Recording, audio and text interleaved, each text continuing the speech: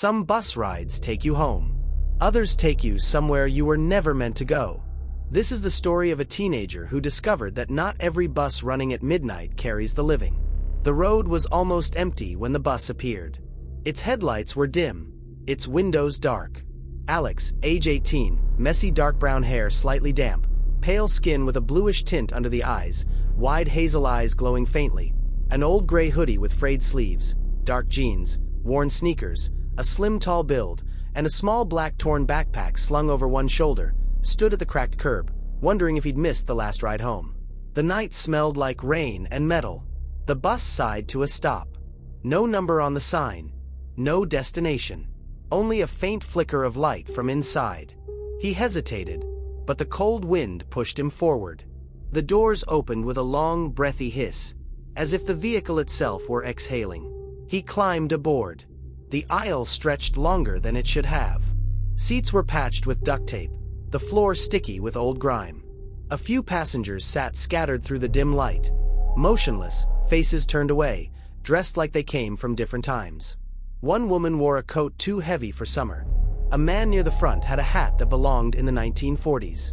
None of them moved when the doors closed behind him. Downtown?" Alex asked.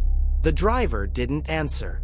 His face was hidden beneath the brim of a cap, hands locked around the wheel.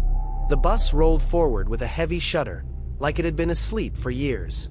Outside, the city blurred past, then vanished altogether. In its place stretched a road flanked by crooked trees and broken fences. The air inside thickened.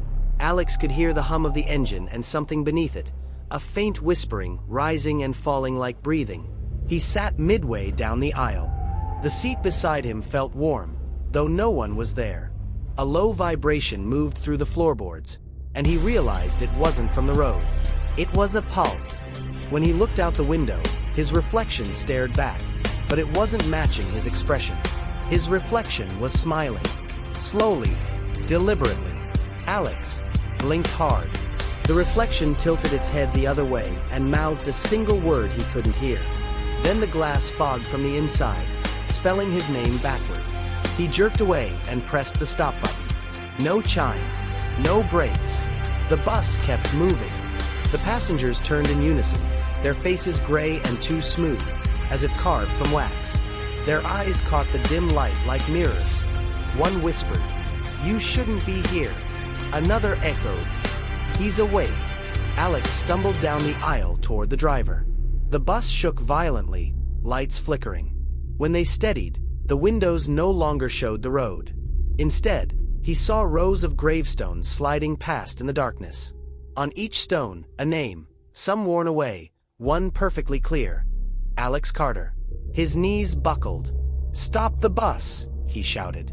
The driver finally turned. Where his face should have been was a hollow, swirling darkness. A voice came from it, layered, distant, too late to get off. The world outside bent like heat waves. The aisle stretched forward endlessly. Chains hung from the ceiling where the lights had been.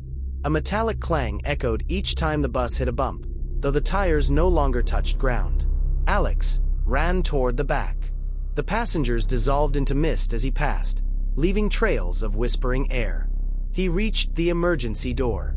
The handle dripped with something black that steamed when it hit the floor. He wiped his hand on his hoodie and yanked again. The door opened onto nothing, just a void of spinning lights and distant thunder. The bus tilted, throwing him to the floor. For a moment he was weightless, floating. The whispers around him grew louder, shaping words. "Stay. Stay with us." Then, silence. The bus stood still. Cautiously, Alex rose. The aisle was empty. Even the driver was gone. The windows glowed faint white. Through them he saw a different city, a perfect copy of his own but drained of color, frozen. The people outside stood like mannequins mid-step. He pressed his hand against the glass. Cold, solid. He stepped forward, but the floor rippled like water beneath his shoes. The ripple spread, turning the seats to ash. He looked back. His reflection was there again, sitting calmly, smiling wider than before. "Don't leave," it whispered. A shriek of brakes tore through the stillness. The bus doors opened with a blast of freezing wind and blinding white light. Alex stepped toward it. Beyond the light he saw outlines, other figures stepping off buses, wandering into the glare. He took a breath and moved closer. The air thickened, humming like an engine underwater.